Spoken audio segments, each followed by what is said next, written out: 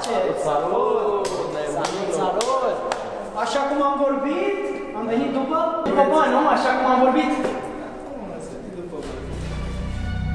Nu ați 1500 după cum am vorbit. Am și o întrebare, ce legătură are ăsta cu grupul și ce caut aici? Ha, uitați să vă zic că Robert e șeful grupului, a fost de plecat. Îi luați sau nu-i luați?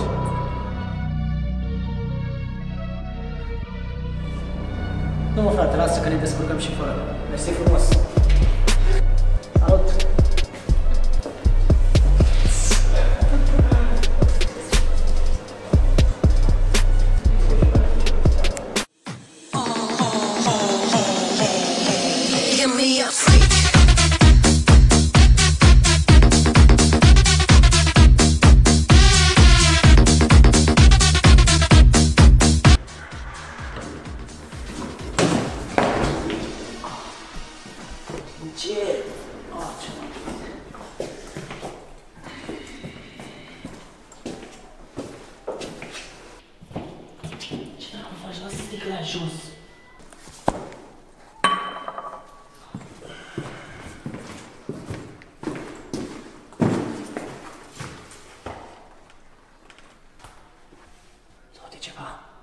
Da, ați înțeles bine, ne-am petrecut și noi puțin în seara asta. Sper din tot sufletul ca mama să fi plecat deja la serviciu.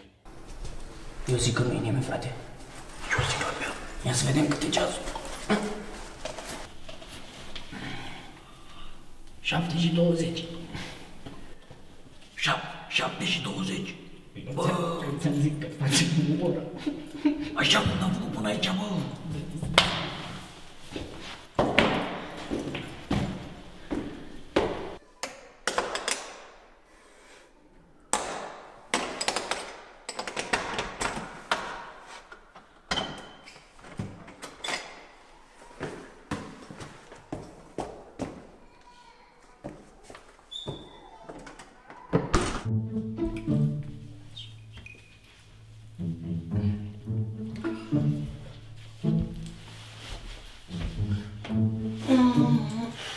Bună petrecere!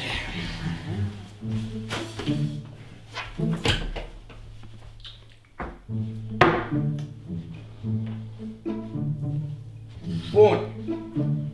Bun. Trebuie să ne schimbăm. Bun. Tricou am aici pentru tine. Pantaloni. N-am. N-ai. Dormim închinuți. Asta este. Hai, dezbrăcarea. Da, și o setă. Bă, de fiecare dată mă chin cu... Bă, ce mă enervează, mă. Dar ce faceți, mama, aici? Hopa, situație neprevăzută. De ce mama nu este plecată și ce scuze o să folosim noi acum?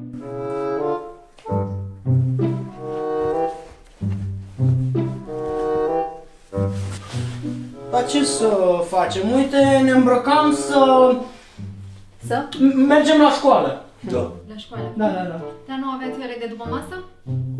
Nu, avem dimineață. De când? De 2 zile încoace sau de când? Mamă, uite, vreau să-ți spun o chestie. Ar trebui, sincer, să te interesezi mai mult de situația școlară a copilului tău. Sincer. Interesez mai mult. Clar, da. Fără discuții. Clar, mamă. Uite ce crezi, că m-am interesat și știu exact de unde veniți la ora asta. Iar pentru asta să știi că nu o să mai primești timp de o lună banii de pachet. Lună? Da, o lună de zile, da. Și zi mersi că nu ți iau pe 2 luni. Bă, lasă-mă că stau eu din ai mei. Plus că o să am grijă să-i spun și doamnei Iorgu ca să știe și ea ce face domnul John și să facă la fel. Bă, eu am vrut. Dacă nu mai ce să dau.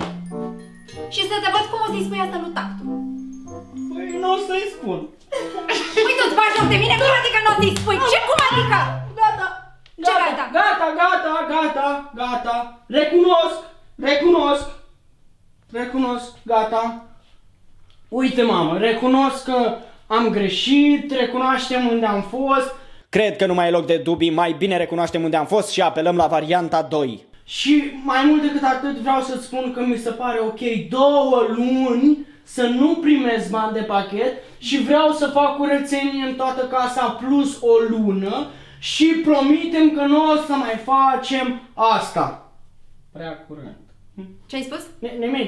Nimic. Nu o să mai facem asta. Bun. Bine. Bine, Radu.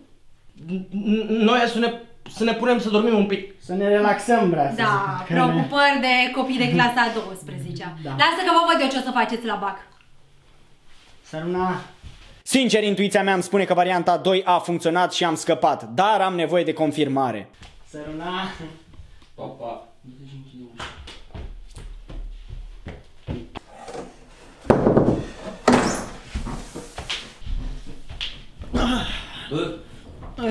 Bă, nebunule, mă, cum mă să zici 2 luni fără bani de pachet și în plus să faci curat încă o lună în casă?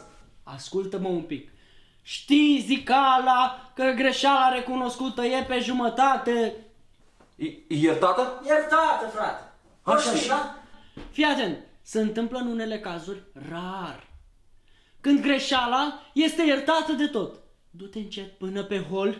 Ce treabă are asta, mă? Du-te încet până pe hol și vezi dacă sunt bani în cutia aia de acolo. Du-te repede. Da, ce? Du-te și vezi. Ce t-am zis, nu face călăcie? Ha? Ghiși tu ce sunt ăia?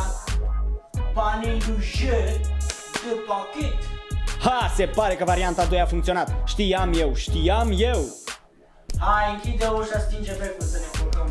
Bine, mă, că le știi tu pe toate. Hai, închide becul și hai să ne culcăm.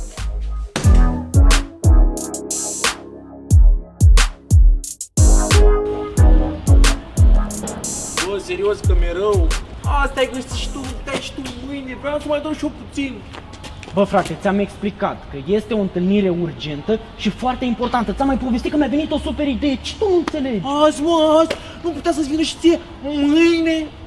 Dacă ar ști el că ideea care mi-a venit ne va face bogați, n-ar mai zice nimic. Bă, frate, ai încredere în mine? Bă, aș avea încredere că dacă mai spune cu cine trebuie să ne întâlnim și ce super idee ți-a venit. Poate? Bă, mergi și tu pe burtă de data asta și o să vezi că e bine. Hai, mișcă-te. burtă? Hai că uite, nici nu ți-e rău. Iar la fel, faci tot timpul, faci la fel. Bă, frate, nu vezi că vorbesc la telefon? Lasă-mă puțin, că am puțină treabă, te rog frumos. Da, bă, zi. Da, mă întâlnesc acum. Știi? Ai încredere, ultim, asta e ultim, promit că e ultim. O, ce faceți, băieți? V-ați răzgândit? Da, mă, da, hai, dă-ne două. Vă dau două.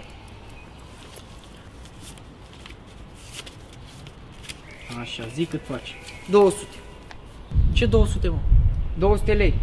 Păi cum 200 de lei, mă, că săptămâna trecută era 50 de lei una, unde face 200? Păi a, săptămâna trecută, da, 50. Săptămâna asta 1.000.000. Păi asta e, mă, super ideea ta? Să luăm scuturile la dublu preț? Să ne motivăm absențele de astăzi? Bă, le vreți sau nu? 200 de lei, 2 scutiri. Ce tot stăm atât? Am o ofertă pentru voi. Îmi răspundeți la o întrebare și vi le dau gratis. Da, mă, da, zi. Bă, la orice întrebare, ce întrebare vreau eu. Da, mă, da, zi, hai. Doi ați furat catalogul de care a auzit toată școala? Zi, bă! De ce e dispus să ne dea el pe gratis doar pentru informația asta? Treaba lui se păcălește oricum, n-are cui să-i spună. Da, mă, da, noi... Bă, eram sigur, bă, nu cred așa ceva. Ia, bă, scutirile.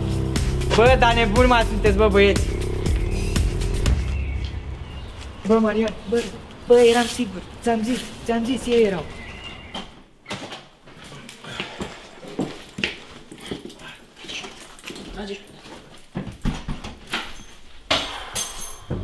Ia zi-mă, care era ideea aia cu care trebuia să ne super îmbogățim?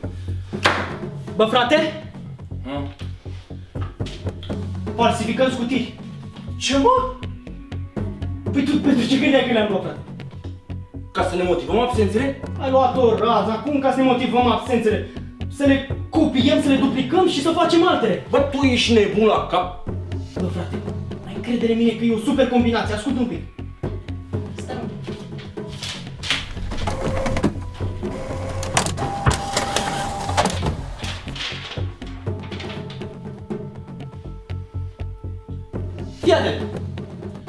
50 de lei scutirea, da? Dacă vindem 10 scutiri, 500 de lei. Dacă vindem 20 de scutiri, 10 milioane. În școală sunt peste 2000 de elevi. O grămadă dintre ei a 12-a, o grămadă de absențe. Super afacere. Frate, eu nu pot să te contrazic, frate. Dar eu, sincer, cred că e puțin cam riscant. Bă, frate, știi cum e? Nu riști, nu câștigi. Și vorba aia o facem și noi ca la carte. Vindem și noi într-un grup mai select, știi ce zic? Numai uită-te puțin, frate, n-au cum să se prindă că astea sunt falsificate, n-au cum! Ia vezi cine e la ușă.